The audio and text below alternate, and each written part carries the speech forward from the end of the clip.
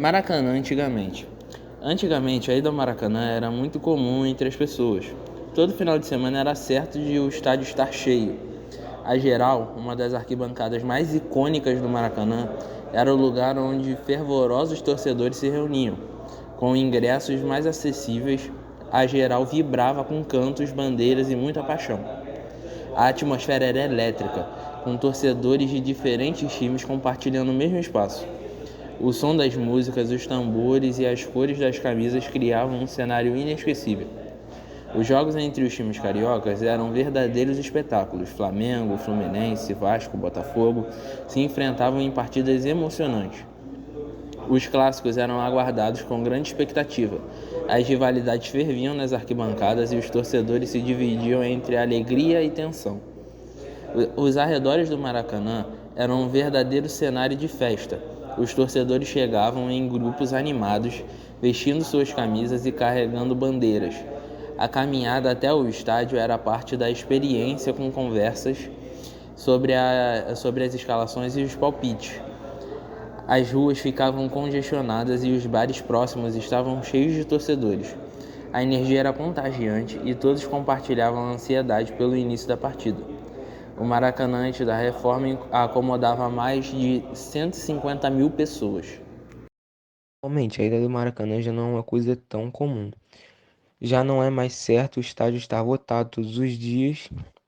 De uma maneira geral, os torcedores icônicos, a atmosfera não é mais a mesma. Os clássicos entre os times cariocas, o que é para ser um espetáculo, virou um show de horrores, com diversas brigas ao redor dos estádios por conta das torcidas organizadas, os ingressos com preços absurdos que não favorecem ao público.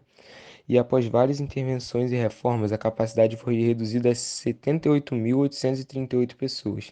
Em resumo, Maracanã passou de mudanças significativas ao longo do ano, mas ainda mantém seu status econômico como o templo do futebol. O acesso ao Maracanã era facilitado pelo metrô e pelo trem. As estações próximas, como a Estação Maracanã, ficavam lotadas nos dias de jogo. Na atualidade, não ficam tão lotadas, devido ao alto preço das passagens. O futebol brasileiro vive hoje um processo semelhante ao que os urbanistas e geógrafos chamam de gentrificação, ou seja, o processo de se apropriar de áreas degradadas de uma metrópole, expulsar os pobres, reurbanizar e depois revendê-las às camadas médias ou às elites com investimentos públicos e infraestrutura. Basta olhar o que acontece com os estádios de futebol.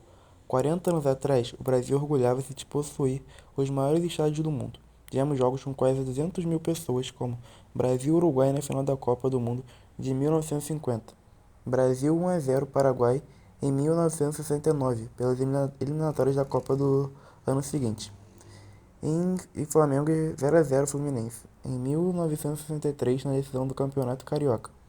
Todos no Maracanã, onde oficialmente cabiam 150 mil pessoas entre arquibancada, geral e cadeiras. O que vimos nos últimos anos começou na Europa e atravessou o Atlântico. A maioria dos estádios encolheu para satisfazer as exigências de um modelo que privilegia pequenas camadas sociais em condições de pagar caro pelo ingresso e assistir passivelmente a um espetáculo. As áreas populares, como a Geral, deram lugar a camarotes e a espaço VIP. O preço dos ingressos saltou mais de 300% em 10 anos, para uma inflação que nem chegou a 50%.